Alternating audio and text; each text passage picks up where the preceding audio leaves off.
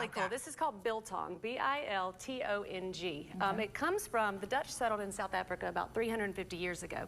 And this was their unique process in how they preserved meat for as they traveled across the country. It's unique in flavor, but really unique in that it doesn't use any heat or smoke. It's truly safely preserved using the ingredients you see right here. And South Africans just love it. Anytime you bring it, anyone that's been there is like, oh, I tried to get it home through the airport, and you know. So any South African out there will know exactly what I'm talking about. What this is. Okay, well, let's get started now. We all want to know what it is, right? So talk to us. And Biltong means rump strip in Dutch, just FYI. Basically, you want to start with, we use, this is just eye of round steak, eye of round. It's just a good cut of beef. This is beef. And what you want to do is cut yourself a piece about 1 inch thick, you say, you know, thick-wise, and then we're going to go 2 inches across the top. So first you want to trim the fat. Also make sure you use a really sharp knife. I'm going to go down about 1 inch there. And come all the way through. Just be really, really careful. Okay. Then you'll take it and slice it. We are going to go, about 2 inches. So for this piece, I'm just going to go straight down the middle. Okay. And it could be longer. If your piece of meat, you know, was this long, if your Biltong piece was that long, that would be fine. And you can just cut more pieces out of it. Right. Okay. And I won't go through there, but you would see that that's what we would do. Then, as you want to do with any meat that you're going to marinate, you want to make sure that you dry it. Get out all the moisture. Any moisture in the meat is going to make the marinade have a hard time sticking. So that's true with our chicken at the restaurant. Or anything you do right before you marinate. That's an interesting fact. I don't think I do that at home. I need to try that. If it's moist, it's just going to slide right off. And you really want the marinade to absorb into the meat. All right, now this is how we do it at home right now. We like to use plastic-coated paper clips as our hanging device. Nothing metal, because you don't want the acid in the marinade and the vinegar to react. But there's probably something better out there, but we'd like to use these. When you go to hook, now what we're doing is we're hooking our meat for hanging later. Make sure you go down about at least 1 inch. And stick it right there. Because as the meat dries, it's going to shrink up. So you want to make sure you give it enough room. To just hang like that. That's cool. Cute, right? Okay. So you want to pre-do those. All right, so that's done. Now what you want to do is marinate the meat. The marinade for Biltong is made up first of, garlic is my favorite flavor of our sauces. So first you want to do about 2 ounces of DiChickO's Peri-Peri garlic.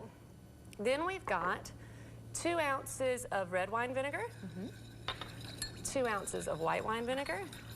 See, a lot of acid here. And mix it all together. And Worcestershire, right? How can that not be good, right? I know, I love that. All right. Then we are going to just pour the marinade all over the Biltong. And of course, we're going to try to make sure we get it all over it. We're going to flip it over. Make sure we get it on both sides. Both sides, dredge it, And again, you just really want that acid and all the flavors to soak into the meat, which is what a marinade's doing.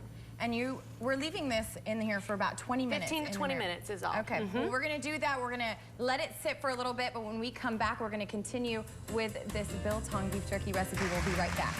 All right, where are we at? Okay. Now, I know we said we already soaked these, marinated them. These marinated for 15 to 20 minutes in the marinade that we made. And then what's left is we're going to have 2 different levels or 2 different series of spicing the meat. And then we're going to hang it, and then we're going to slice it. All righty there. So the first one, we call it the pre-spice. Okay, so all we've done so far is marinated the meat, right? We've got a tablespoon of crushed coriander seed.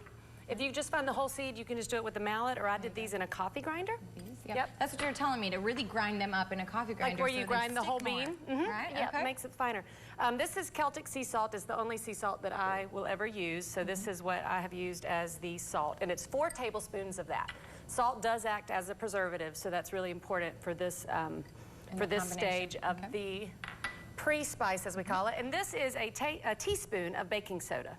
That's pretty interesting. Baking soda. Why would you be putting that in? You know, I had to research that myself. And it's obviously we've put a lot of acid on the meat with the vinegar, which is necessary to preserve it. And baking soda helps to raise the pH, which it ends up, long story short, it's for flavor. To make sure that it doesn't taste too acidic. All right, so we've got our pre-spice made up. And what we're going to do is just coat both sides of the meat.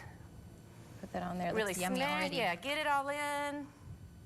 Right? And I'm sure you can do different flavors as well. This is where you could change it up. If you wanted something more sweet, if maybe you wanted lemon pepper, absolutely, this would be the stage to do it. Make it hot. Just keep the salt the same and keep the marinade the same. All right, so now let's pretend all of this is done on both sides. We're gonna put it on a grate here. We're gonna put this in the refrigerator overnight, 12 hours or overnight in the refrigerator. Cover it, but have it on a grate so any of the juices from the meat as well as the marinade can drip out overnight whenever you take it out. Okay. All right, so let's pretend that that's gone in the fridge overnight. Okay. And now it's back here. Okay, then we are going to apply the post spice. It's very similar, just a little less salt. It is heavier on the ground coriander. Same thing, ground coriander seed. Okay. It's 2 tablespoons instead of 1 over there. All right. More black pepper and a little less salt.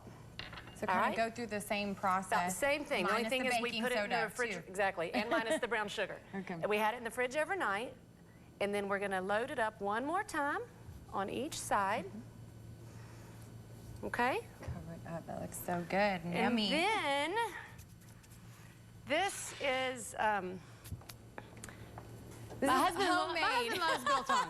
And this is the box that he has made, and it hit me this morning. I maybe should have made a new one, but I did not. We love this Biltong box. I love that. Yeah. And this will make you understand why we do the hooks. Okay, so now we've, marinade, pre-spice, post-spice, and now you are going to take each piece, little contraption that you can hang the meat, and it is going to stay in here for 4 to 5 days. Isn't this so neat? Right here, the main thing to think about is that it's not too hot and not too humid. And also, he put this beautiful netting on top. So about 4 to 5 days sitting like that. I was telling Anna, he hides the Biltong in our house. He will hide the beef jerky, she was telling me, so that... Or just not mention it, All of a sudden it's been made and now it's gone. So it's all hilarious. For him. It's really, really good. But okay, so in 4 to 5 days, this is a finished product. I just pulled this out of this same box this morning. You can take it and cut it into strips like this. There you go. Or you can take a piece like I have here. Thin it out, right? Right, just like this. And this is the traditional South African way that you will buy bags of this at any convenience store, at bakeries, and that's what we have right there. All right, well, there you have it. That's awesome. We're actually going to get to try this. I cannot wait. But when we come back, Heather, you're also going to join us for this, for that, helping us make better or healthier choices, food choices. We'll be right back.